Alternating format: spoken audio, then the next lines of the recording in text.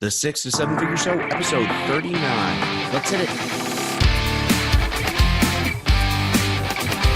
Broadcasting from the Valley of the Sun outside Phoenix, Arizona. This is the 6 to 7 Figure Show. Tired of working so hard and having no time? Take your six-figure practice and turn it to a thriving seven-figure enterprise.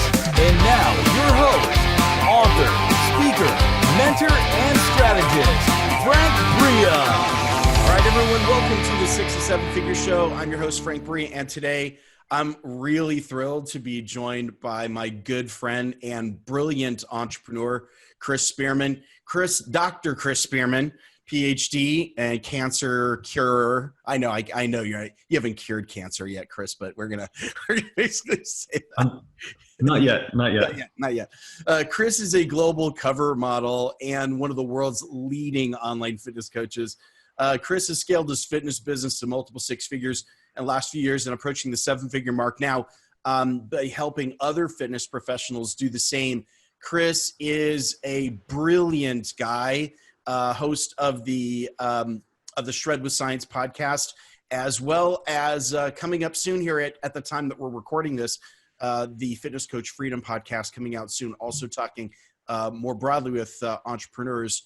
And if you can't tell, Chris and I have spent a little bit of time together hanging out. If you search YouTube, you will find a video of car karaoke with both of us. That's so funny.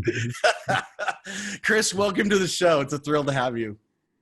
Dude, thank you so much. It's an absolute pleasure to be on your podcast. I remember, the last few years of procrastinating about my podcast, and I took so much inspiration from everything that you've kind of helped me with. And when you mentioned your podcast, I was like, I think I should launch mine. I procrastinated about that probably a little bit too long, but thank you so much. Absolutely. Good to see you again. Yeah, absolutely. And as typical in Chris Spearman fashion, like every idea I give you, you do and do it 20 times better than anyone else. So your podcast has been very successful. So for those of you who don't know, let's just talk a little bit about kind of your background. You started off in fitness, and now you're working with fitness professionals. Kind of talk a little about the kinds of clients that you are working with right now and kind of how you got there. What's the journey? Great. So in short, I suppose I'm Irish originally, and I moved to London to pursue my doctorate, my PhD in cancer research.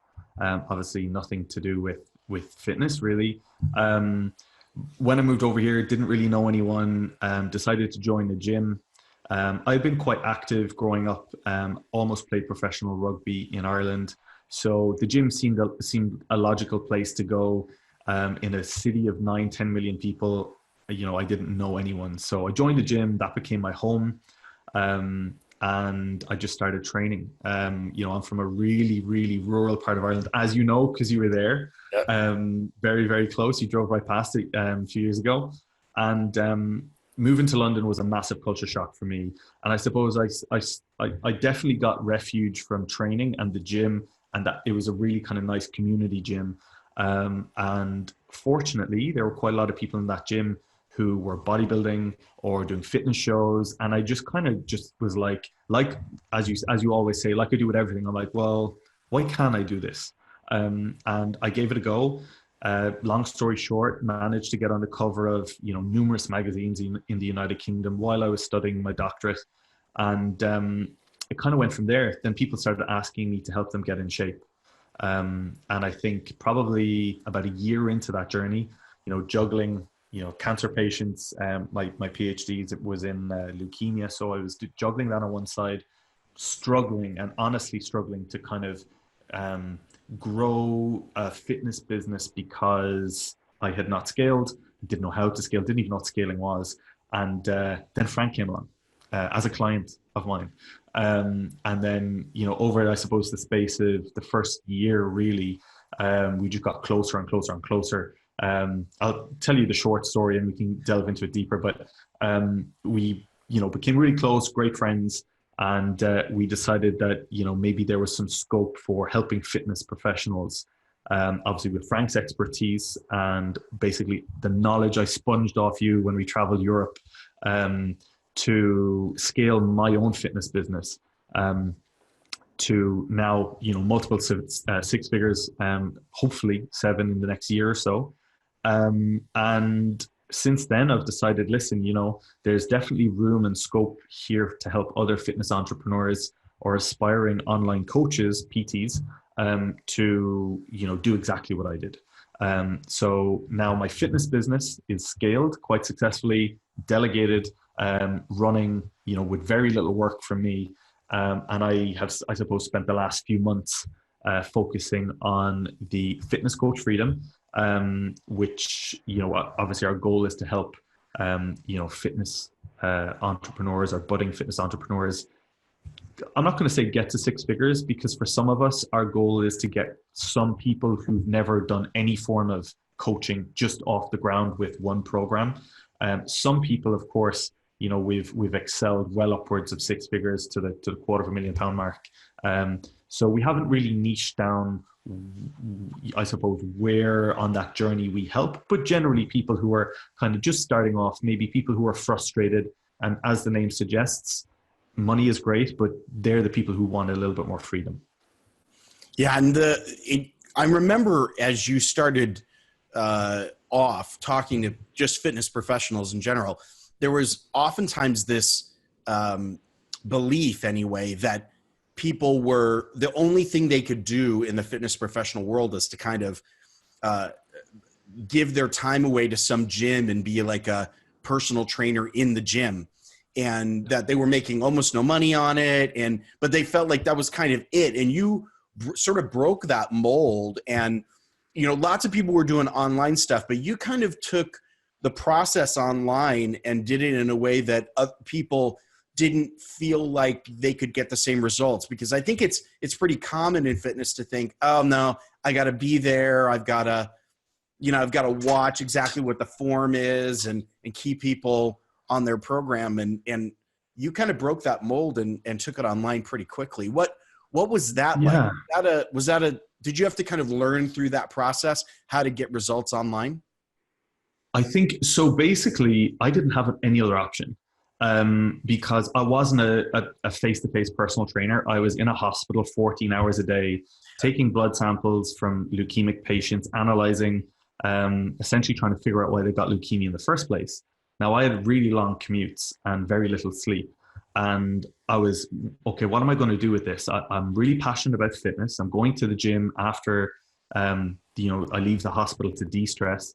So my commute became the time that I was most active on social media. And I identified, obviously, that, if I can get on the cover of magazines, and surely I can help other people. Obviously, I'm some bit educated, at least, to be doing a doctorate. There's no way I can't help people. Like, if, for me, I felt like it was my obligation to help people. And I was fortunate in the sense that, unlike personal trainers, I wasn't trading time for money and then hoping to hustle the online on the side. I was working in a hospital doing my PhD, and then my passion was to help people online only. And I didn't have any other option. So I basically said, how can I serve these people as best I possibly can, because I don't have any other option. Yeah. And obviously I came up with a Skype program, which at the time was one of the first, out of anyone in the fitness space, which you joined, of course. And for me, that was the way that I could probably give a little bit more to clients, have less of them, yes, and probably get paid, a little bit more than I would have. And then I just began to grow and grow and grow and grow. And at that point, obviously, you played a massive role in terms of influencing that one-on-one structure. Yeah. And just coming back to kind of what you said about trading time for money, this is something that, for those of you who are in fitness, you'll understand. For those of you who don't know the fitness space, essentially, most personal trainers are either self-employed and they work in a gym and they pay a rent, or they are, let's say, hired by the gym. They don't have to pay rent, but in exchange, they need to do X amount of hours per week in order to have that freedom. Now, 99% of the time, the second option is just the worst option, because what happens is those PTs are getting paid by the gym essentially minimum wage to do very menial tasks. Whereas as a personal trainer, they're probably getting paid 5, 6, 7 times that amount. So it's that unsurety or their, I suppose, the lack of confidence in themselves. So listen, I'm more than happy to pay you whatever the rent is. Leave me have my time back. And I suppose for us right now in Fitness Coach Freedom, that is probably the biggest hurdle or the initial hurdle that we have with these PTs or aspiring online coaches, because they're left otherwise with, working crazy hours because their metric is hours, not money. They're trading time for money, and they're like, I need more hours, I need more hours, I need more hours, rather than going, how can I add more value to the service that I provide? And if I was to do that, i.e. working on my business and spend less time working in their business, they would definitely be more successful. So I think that's something that we really focus on. A lot of that has come down to, a lot of the guidance, I suppose, that I had. I suppose I feel lucky, you were paying me to basically sponge information off you. Like, how does that work? Well, at the time you weren't charging as much as you are now. This is true. This is true as well. So I think I was getting a deal too, because you were underpricing yourself. This is true. But actually, I want to touch on that, because through this process of growing your fitness business, you actually did a couple of things that I think a lot of fitness professionals think are impossible. And frankly, if I want to tell stories you thought were impossible at the time too, until you actually did them. But but 2 things. Number one, you went from a one-on-one, so you're going to meet one-on-one with clients, into a group setting. And a lot of people in fitness think this isn't possible, or they think, if I go to group, it won't be as valuable. One of the things that I say is you can actually get better results out of a group program than you can out of a one-on-one program. And a lot of people are like, that's not true. That's not possible. But you did it. And you showed how that's possible, which was both a win for you and your clients. You got your time back and your clients got better results. So that's the first thing. The second thing I want you to talk about is you broke the price barrier, where, in fitness and in a lot of B2C, when you're selling directly to consumers, a lot of people feel, well, you can't charge a higher amount. There's this barrier, you can only charge a little bit, a couple $100 a month. And you went from, less than $100 a month for some of these programs to over $3,000 a month for some of these group programs. And I think in fitness, people would have thought that was impossible at the time. Talk through what happened to allow you to do both of those things. You went to a group model and you increased the price both. Right.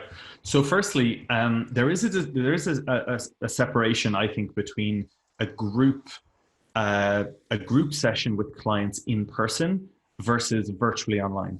Now, I'm not going to go into the face-to-face, although I do think that there's value for a group sometimes. I think for me, it was obviously I only had the virtual option. So what we were doing when we were Skyping is I would block out, obviously I was in the hospital Monday to Friday, some Saturday mornings.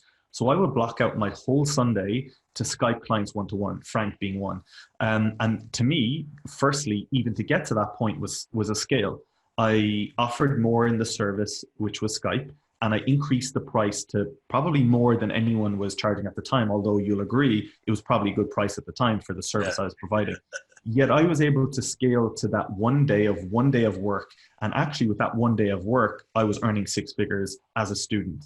So that was pretty cool, firstly.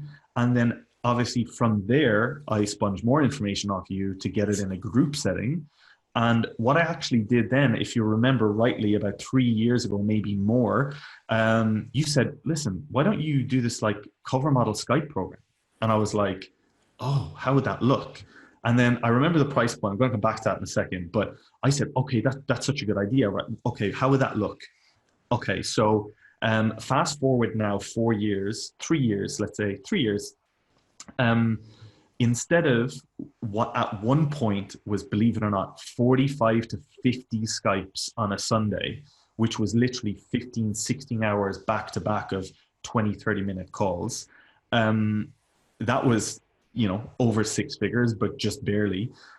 What I've done now is I have scaled it, and essentially we've got 4 group calls. We've got, let's say, an intermediate or beginner or transformation or people who want to lose weight. Then we've got maybe a slightly more intermediate, regular gym goer potentially, but has maybe higher expectations of what they want to achieve. Then the next one is our academy, which is people who are competing on shows. They're doing fitness model shoots. They're potentially getting on the cover of magazines. And then the 4th call is, like you mentioned already, our fitness coach freedom. Basically, in some way, there's crossovers in all of them, but a crossover of the people in the academy who want to make a career long-term out of this. So there is a crossover. And the best thing about that is you see almost like a graduation from one to the next, depending on their progress, but they're aware of those steps. So it's an incentive, but they also see other people go through those steps. So now put this into perspective, we have what was maybe 50 plus. We've got anything from 100 to 200 people on 4 calls. I show my face for 4 hours. I'm present on all 4 calls out of choice. I don't need to be there because I now have a team of coaches that do it. But for me, I absolutely love what I do. And I think, the amount of tears I probably shed with you over the years based on what we're doing and what we're trying to achieve, or how proud I was and still am of where you've come, or how far you've come. I love it. Like I leave those 4 hours of calls knowing that my business is, upwards of $500,000 based on what is essentially almost 4 hours of work a week, and adding so much value to between 100 and 200 people is incredible. So obviously that's it scaled. And if someone tells me, can you scale it more? I'll be, yeah, probably, let me ask Frank. So, that is incredible, obviously, to get to that point and be so grateful that I'm there. But also, of course, then there are other people who are on other lower ticket programs who we will eventually, I don't want to say, upsell because it's about the upsell, but let's say graduate onto those calls. So we make it very clear that there's almost like not a pecking order, because different people have different goals, but just to show people that there's a path there. And interestingly enough, I had a call last night, and she's in Toronto at a crazy hour my time. And that was an introduction call. So I do an introduction, call for some clients. She's only just starting, I suppose, her own business. She came from the very first call less than a year ago. She lost 114 pounds and has progressed to the next stage. Then she is obviously trying to get in fitness model shape. And she said, listen, you know what? I'm loving this so much. So many people are asking me about my journey so far. Why am I going to wait? Like, what's it going to cost? What's it going to take for me to join your highest program? And I said, my answer was a lot less than you're going to make if you join it. And straight away she was on. So yeah, that's great. That's the right transition. Yeah, of course. That's what you've done. You set up the structure just perfectly. You're describing a customer journey mapping exercise. You're essentially, what's the customer journey the lifetime of your customer? What are the phases they go through? And that's a thing that a lot of people don't do, is they don't see the long-term progression of their clients. So therefore they're kind of making up what's next. I actually was talking to someone just earlier today. That's exactly what their challenge was. They have a bunch of people in a program, and now they're like, we're trying to come up with what's next. It's like, you should be doing it the other way around. You should already know what the target is. And some people are going to go on part of that journey, and some people are going to go on the whole journey. But either way, you've kind of figured it out. And you've got now product areas around each one. And to answer your second question, I suppose, in terms of pricing. So firstly, obviously, to get people on a call in the first place, I was able to increase my price and justify why that was so. And then now, obviously, we've got people on the call. So obviously we're getting paid more per hour. And I would highly recommend anyone listening to this who hasn't met you or hasn't gone to, any of your events to absolutely do, because networking is king.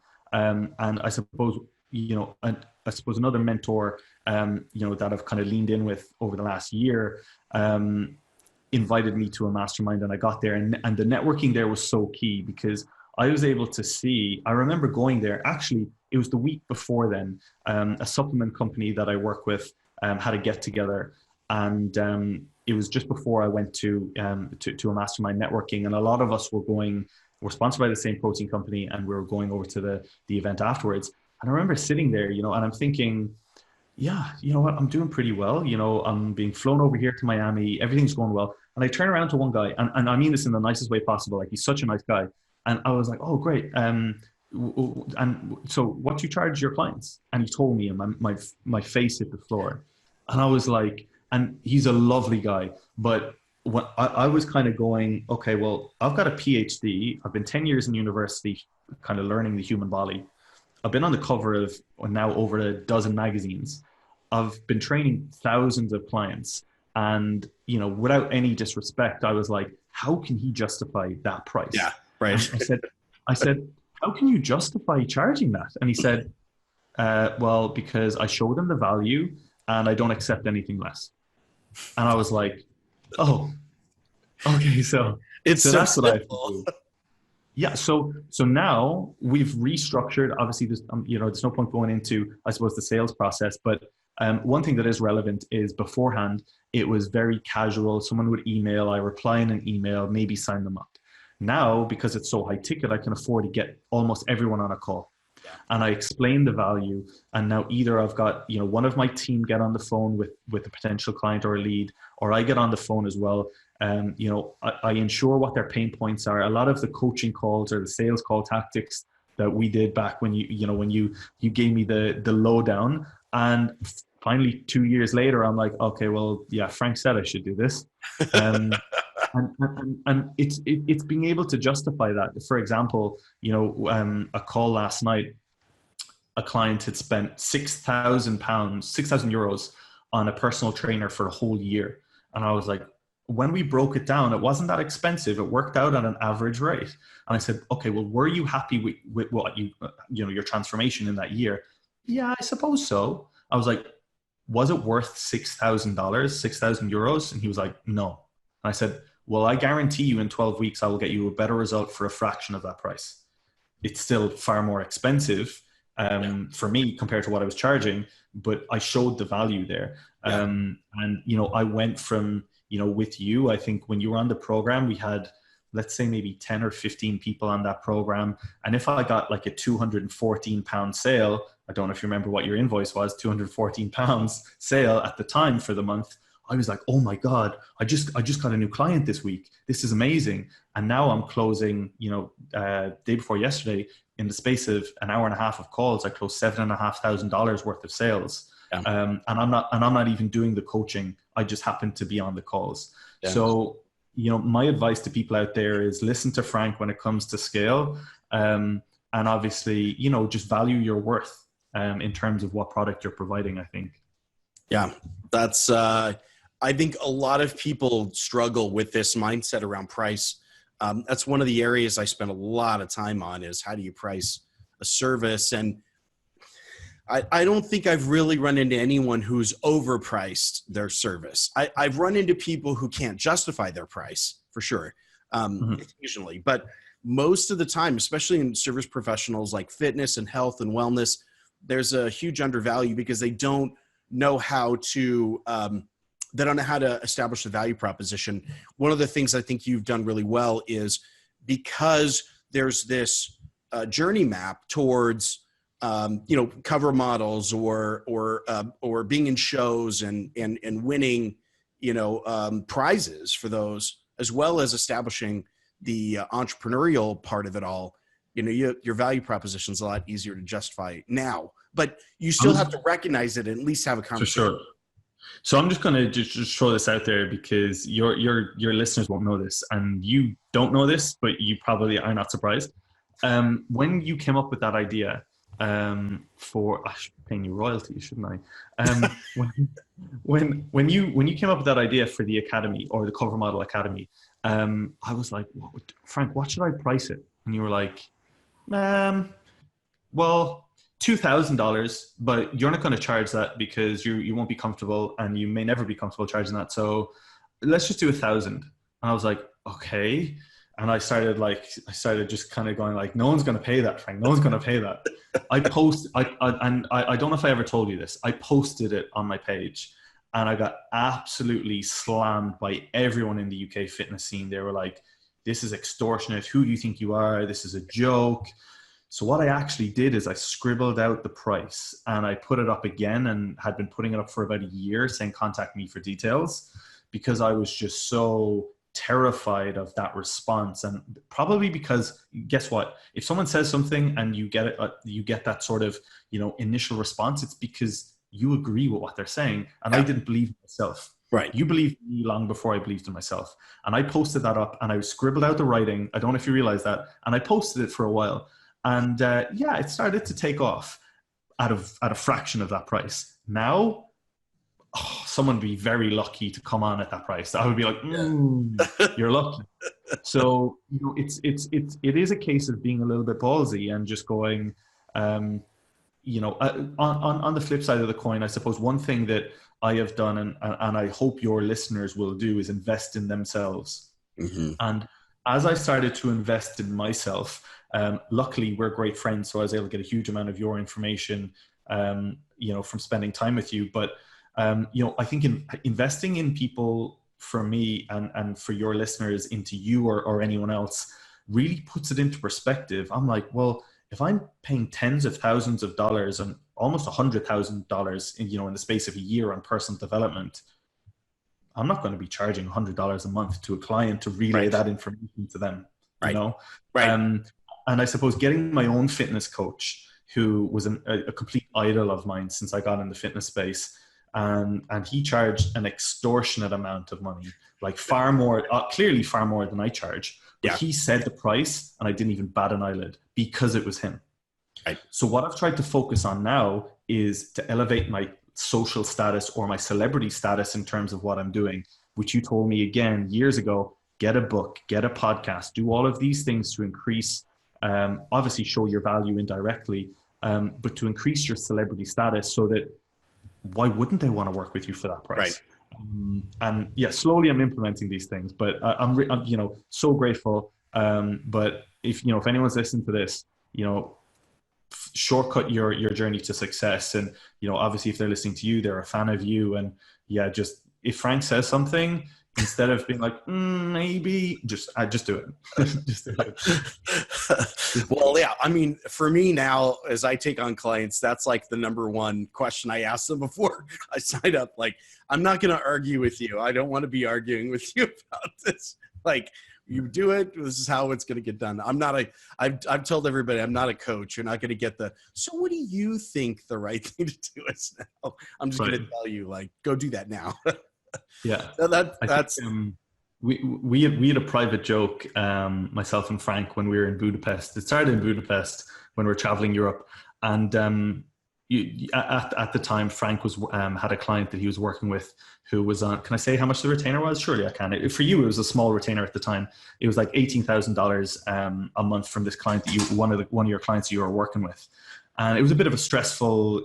Obviously, we're not going to go into it because I don't want you to get sued or anything. But it was a stressful role that they had you doing, and even I could see that you were being very generous with your time. And at the time, I was like, dude, you're getting paid $18,000 a month from this client.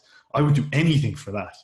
And then I remember, obviously, maybe 3, 4, 5, 6 months passed. My business had just kind of taken off. And by the time, we kind of reached out and we were chatting again, you were like, how's the business going? And I'm like, oh, well, I'm over $18,000 a month, so I think I'm doing all right. Yeah, that's pretty good. Yeah. So, I mean, it's one of those things, I suppose you make mistakes and you learn. Yeah. But yeah, scaling is massive. And now with a lot of the entrepreneurs that are coming through, or the aspiring online coaches, PTs that want to transition online, obviously we have to get them set up. And they're like, oh, you're always on about scale. This is great. Let's scale. And I'm like, you're not in a situation yet to scale. You don't have, a lot of the fundamentals in place yet before you have to scale.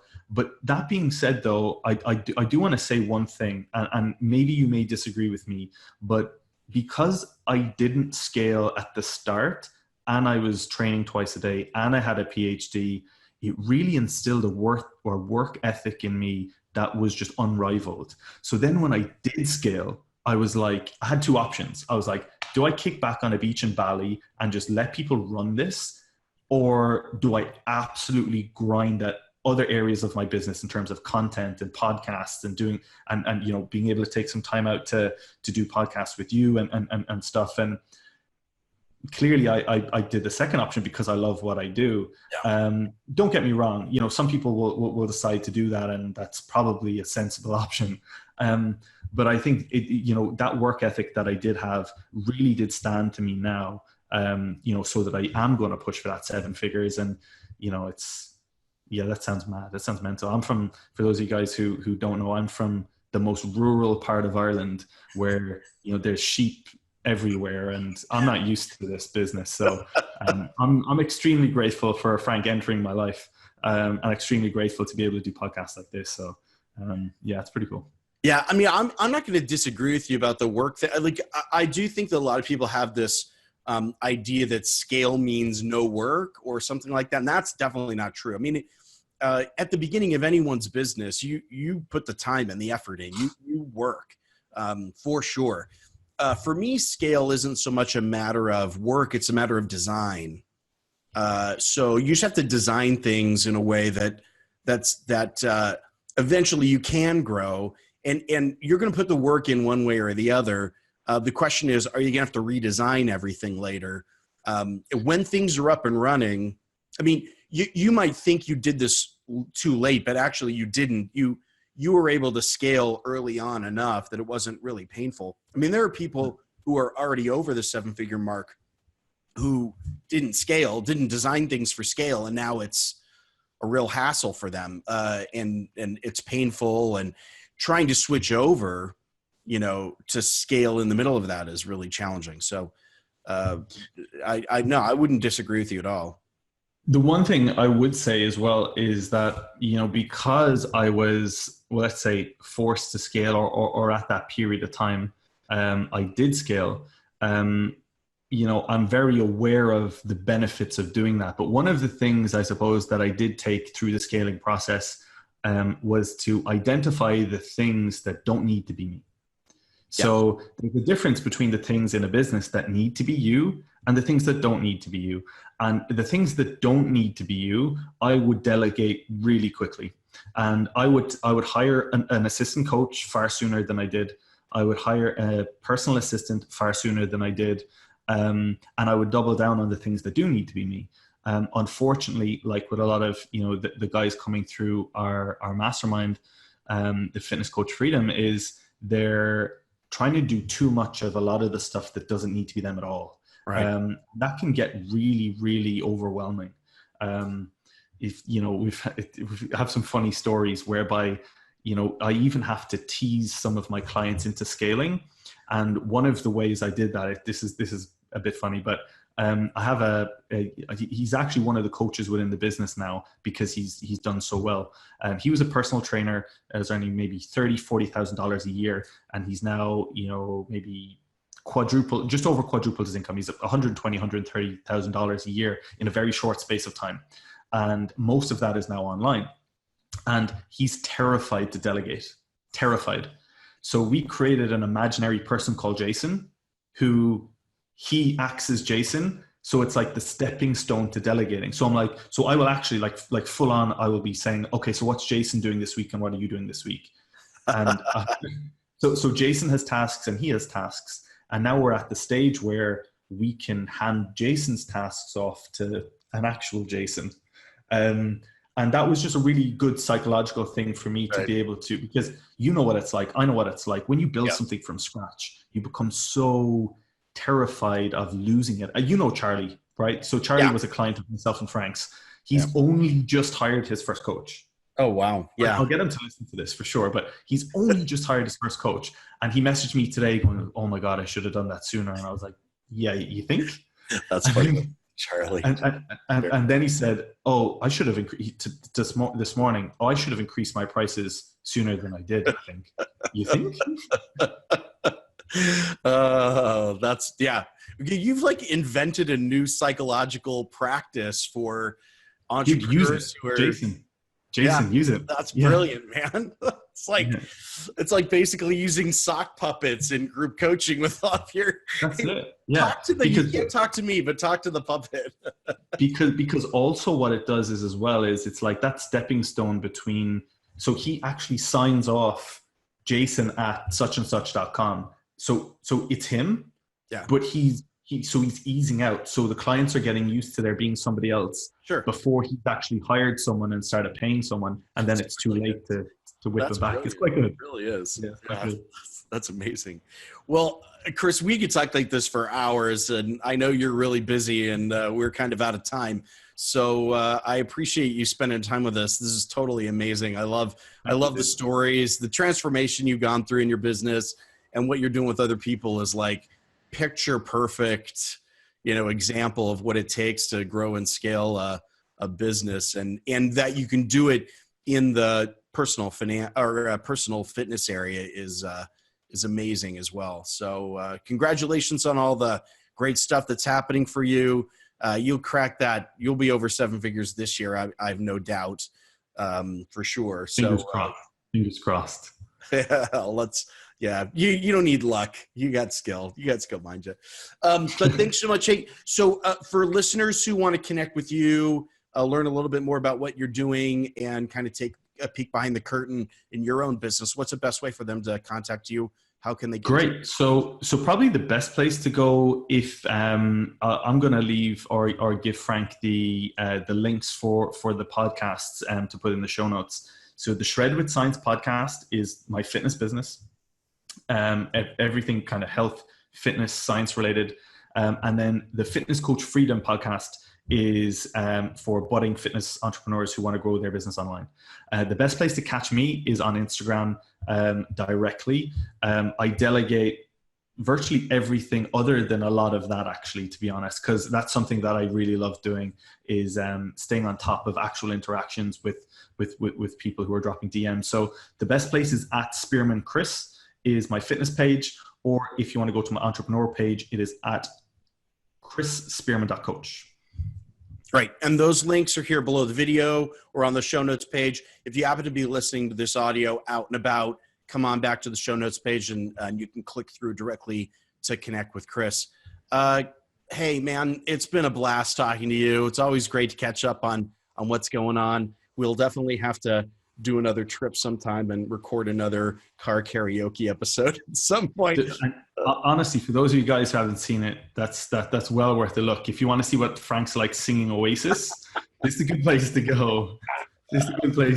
Dude, I'll be out in Arizona before the end of the year for sure. Yeah, we'll definitely connect. And I'm not going to put the link to that video in the show notes. If you really want to see that, you're going to have to go search YouTube yourself for that. All right. Hey, thanks so much, Chris, for being with us. Really appreciate it. Dude, absolute pleasure. Thank you, everybody. Yeah, thank you. And thank you for being with us. To know that you also have busy lives and schedules. So if you're spending time with us, really appreciate basically honoring us with your time and listening to the stories that other entrepreneurs have about taking their business from 6 to 7 figures. And this has been the 6 to 7 Figure Show. I'm your host, Frank Bria. Thanks so much for being with us, and we'll catch you next time. All right, take care. Bye-bye.